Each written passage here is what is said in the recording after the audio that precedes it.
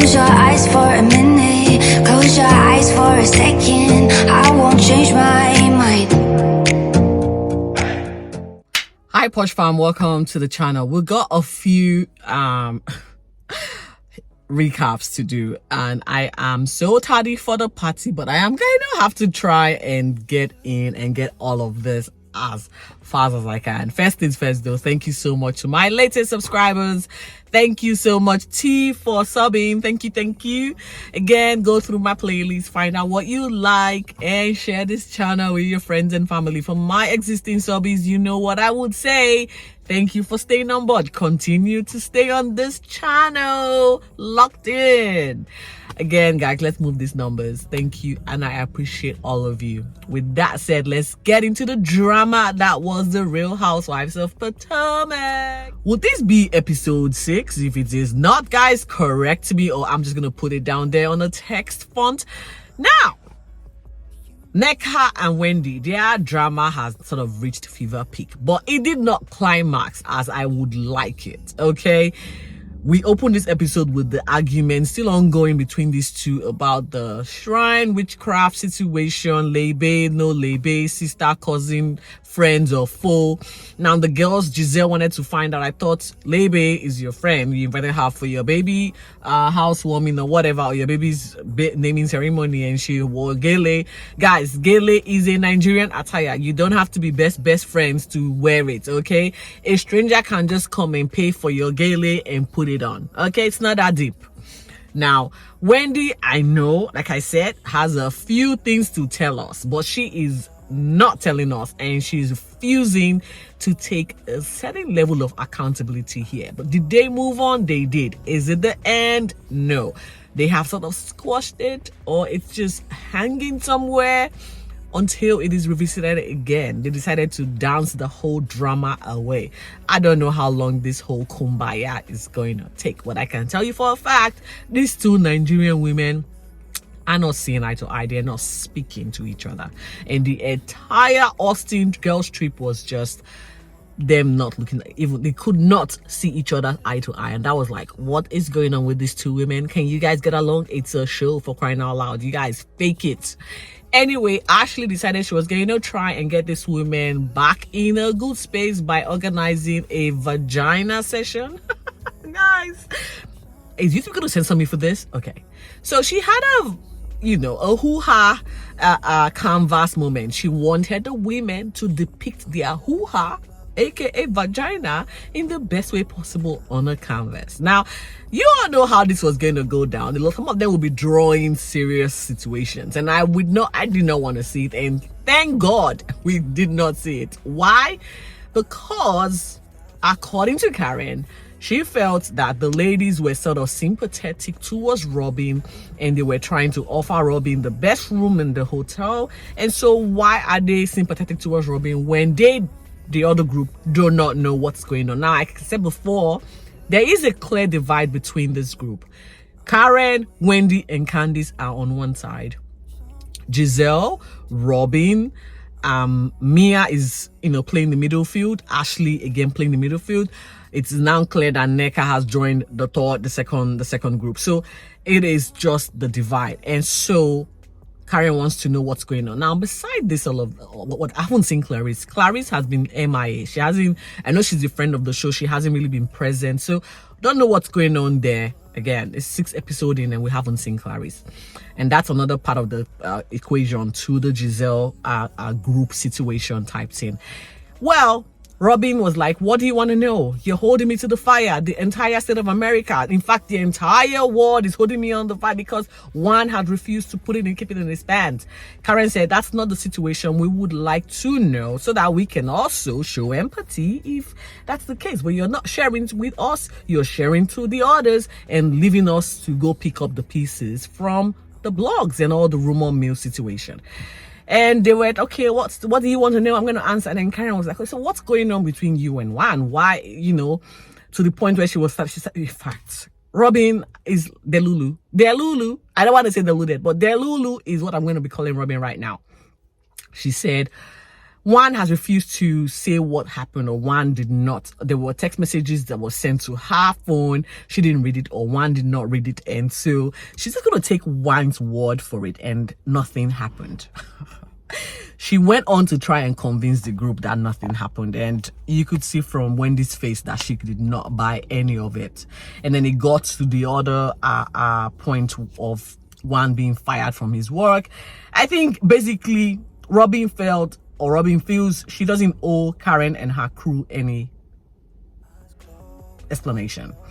And on the other hand, she owes Giselle and the others all the explanation in the world. And guess what? You don't owe this other group, but at the same time, you want to hold them to the fire by finding out what's going on in that situation. We're going to get to that, because it got a little bit more intense, and the intensity of the conversation made the whole hoo-ha canvas depicting not go along. And so they headed up for the next task, and that was to head to a distillery as well as a boot shop. Now, you all know with the divide, there was only one way was going to go. The group that are together will go on this particular extracurricular activities, and that was exactly what happened. Wendy, Candice, and Karen, I think also Mia, went to the distillery, and then leaving Giselle, Robyn, and Ashley to go for, as well as Nneka, to go for the boot shopping event. Now, during the distillery, now Karen wanted a beer, or Mia wanted a white wine. And I'm not unsure I'm understanding. Girls, it said distillery. They only do whiskey and gins. Distillery. When they finally figured it out, they had to sit down and had a quick bite to eat. And this is where it went left, because a bear sort of flew, and Mia kind of referenced the bed as it being Wendy's mom, and that broke Wendy. Now, Wendy has been stoic throughout this whole accusation towards her mom, and this time she literally just shut Mia down and said, Mia, I cannot do this with you. You are talking about my mom. This is my mom that has struggled to care for me as a single parent, and I'm not going to let you abuse her. She then went further to explain the meaning behind shrines, and it's not shredded in black magic like they're assuming, because Catholicism has got shrines of Mary and Co. that represented. And I'm shocked that Mia had no idea about it, because Christian was, shipped to Africa. Like, it's a bought religion. We have our traditional religion. We were sold the Christianity. And so for Mia not to know that the Catholicism, or whatever it is called, has got shrine Mary as dedication for whoever they're worshiping there. And so that I was confused. Like, Mia, you have no idea. Even Karen had no idea. And it's worthy to note that Wendy's mom is a Catholic, and so I'm pretty sure she prays to whoever she prays to, Mary or whatever. And so it's not far-fetched to say I put your name in the front of my Holy Mary shrine and said a few prayers. But Wendy did not admit to this. But point being, according to Wendy, let's not equate shrine to black magic, juju, and witchcraft, because that is the narrative that Nneka is peddling. Mia got the message, and it ended there. We'll switch to the ladies that went to the boots shopping. They were all happy. Of course, it's a group that sort of like what their own dynamics. The conversation that happened prior came up again, and Nneka is just drinking the Kool-Aid right now, supporting nonsense. I have to add this though before we get to the Title 9 violation conversation. During this particular lunch meet, we got to know Nneka a little bit. She had to tell us about her wedding. That was a disaster. And I feel like Nneka is a bridezilla, okay? She said the wedding happened in a whim. Her dress was a disaster. But the photos that we saw, the dress was lovely. She said her decor was a disaster. Well, girl. And now, because of all of that disaster, she is planning a very big Nigerian traditional wedding in Nigeria. I don't know how this is going to work. Are the girls going to Nigeria with you to witness your traditional big wedding, or you're going at it alone, or the camera crew will come with you, or you're going to hire your own camera crew? It's a lot. But she did say that she has been married for over a year, and so they're still in the honeymoon phase of their marriage. We're happy for the two of them.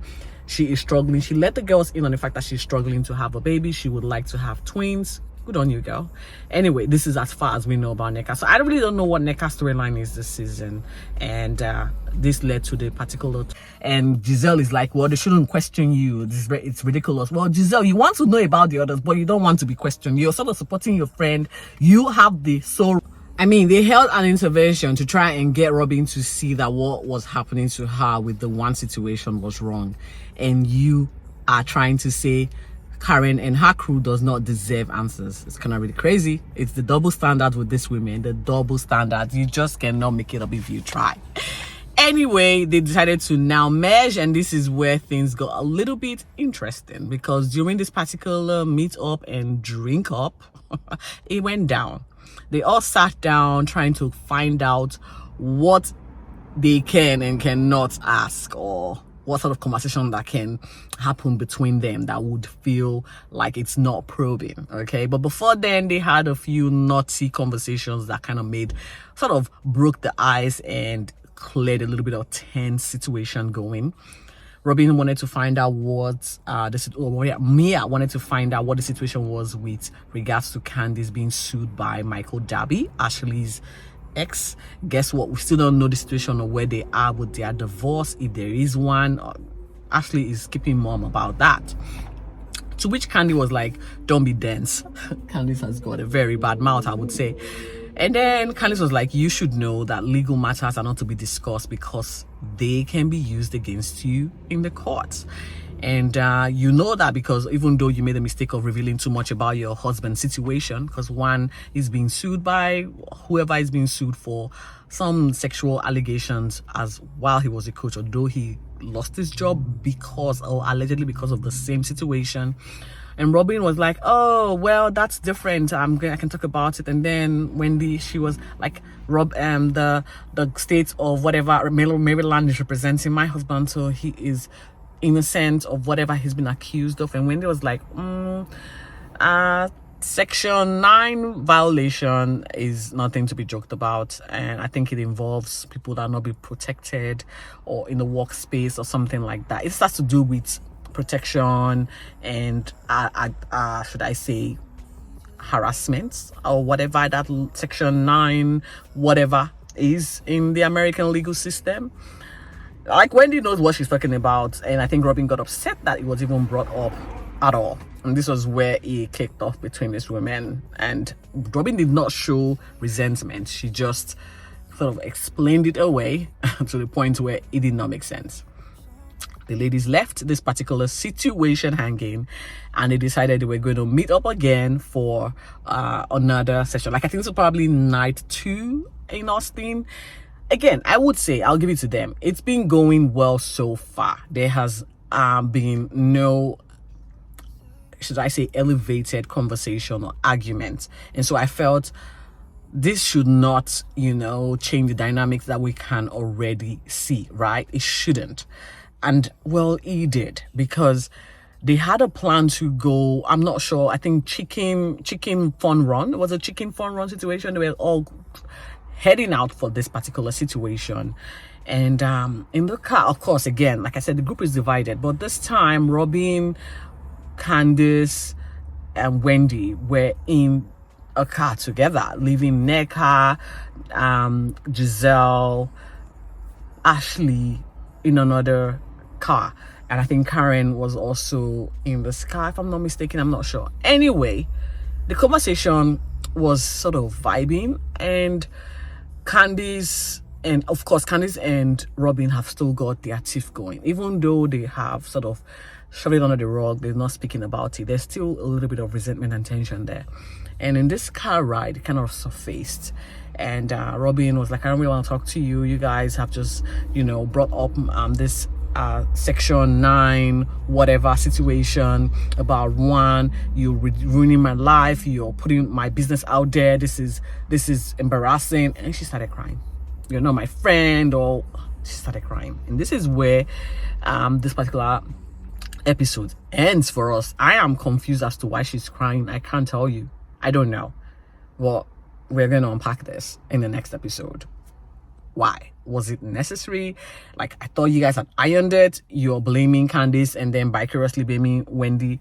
There is a lawsuit That's pending for the both of you. And if you don't want to talk about it, say I don't want to talk about it. You did not shut up. You wanted to explain yourself. And in the explanation, you were caught in a lie.